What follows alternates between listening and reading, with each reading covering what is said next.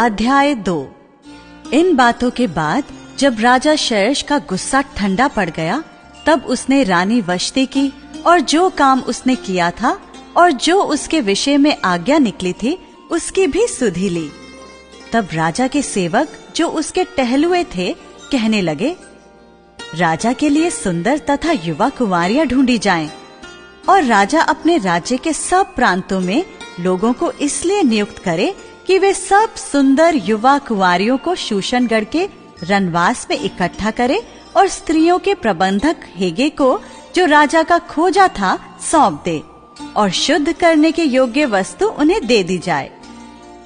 तब उनमें से जो कुंवारी राजा की दृष्टि में उत्तम ठहरे, वो रानी वष्टि के स्थान पर पटरानी बनाई जाए। ये बात राजा को पसंद आई और उसने ऐसा ही किया।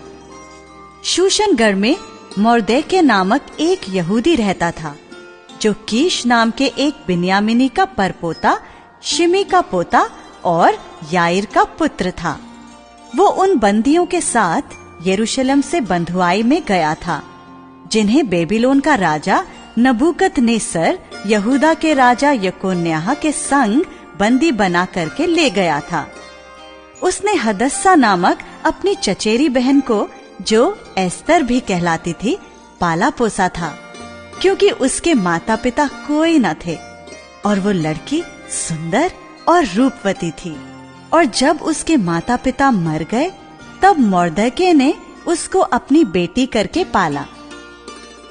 जब राजा की आज्ञा और नियम सुनाए गए और बहुत सी युवतियां शूशनगढ़ में हेगे के अधिकार में इकट्ठी की गईं, तब एस्तर भी राजभवन में स्त्रियों के प्रबंधक हेगे के अधिकार में सौंपी गई। वो युवती उसकी दृष्टि में अच्छी लगी और वो उससे प्रसन्न हुआ। तब उसने बिना विलंब उसे राजभवन में से शुद्ध करने की वस्तुएं और उसका भोजन और उसके लिए चुनी हुई 7 सहेलियां भी दी, और उसको और उसकी सहेलियों को रनवास में सबसे अच्छा रहने का स्थान दिया। एस्तर ने ना अपनी जाति बताई थी, ना अपना कुल, क्योंकि मोर्देकै ने उसको आज्ञा दी थी कि उसे ना बताना। मोर्देकै प्रतिदिन रनवास के आंगन के सामने टहलता था, ताकि जाने कि एस्तर कैसी है और उसके साथ क्या होगा। जब एक एक कन्या की बारी आई कि वो क्षयश राजा के पास जाए, और ये उस समय हुआ जब उसके साथ स्त्रियों के लिए ठहराए हुए नियम के अनुसार 12 माह तक व्यवहार किया गया था, अर्थात उनके शुद्ध करने के दिन इस रीति से बीत गए कि 6 माह तक गंधरस का तेल लगाया जाता था और 6 माह तक सुगंध द्रव्य और स्त्रियों के शुद्ध करने का अन्य सामान लगाया जाता था।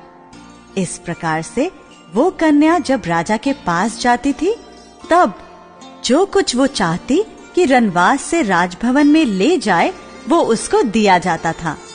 सांझ को तो वो जाती थी और सवेरे को वो लौटकर रनवास के दूसरे घर में जाकर रखेलियों के प्रबंधक राजा के खोजे शाशगज के अधिकार में हो जाती थी और राजा के पास फिर नहीं जाती थी।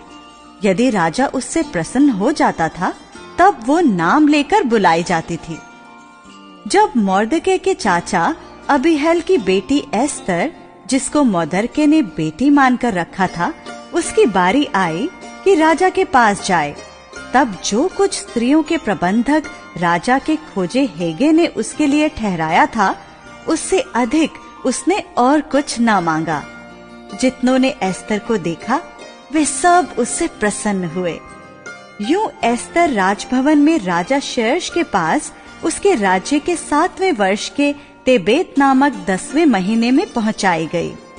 राजा ने एस्तर को और सब स्त्रियों से अधिक प्यार किया और अन्य सब कुंवारियों से अधिक उसके अनुग्रह और कृपा की दृष्टि उसी पर हुई। इस कारण उसने उसके सिर पर राजमुकुट रखा और उसको वष्टि के स्थान पर पटरानी बनाया। तब राजा ने अपने सब हाकिमों और कर्मचारियों को एक बड़ा भोज दिया और उसे एस्तर का भोज कहा, और प्रांतों में छुट्टी दिलाई और अपनी उदारता के योग्य इनाम भी बांटे। मुर्दके द्वारा राजा के प्राणों की रक्षा। जब कुंवारियां दूसरी बार इकट्ठा की गईं, तब मुर्दके राजभवन के फाटक में बैठा था।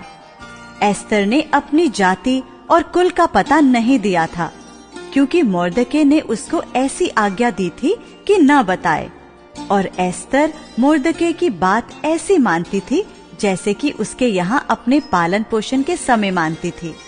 उन्हीं दिनों में जब मुर्दके राजा के राजभवन के फाटक में बैठा करता था, तब राजा के खोजे जो द्वारपाल भी थे, उनमें से बिक्तान और तेरेश नामक 2 जनों ने राजा शयश से रूठकर उस पर हाथ चलाने की युक्ति की। ये बात मुर्दके को मालूम हुई और उसने एस्तर रानी को ये बात बताई, और एस्तर ने मुर्दके का नाम लेकर राजा को चेतावनी दी। जब जांच पड़ताल होने पर ये बात सच निकली और वे दोनों वृक्ष पर लटका दिए गए, और ये वृतांत राजा के सामने इतिहास की पुस्तक में लिख लिया गया।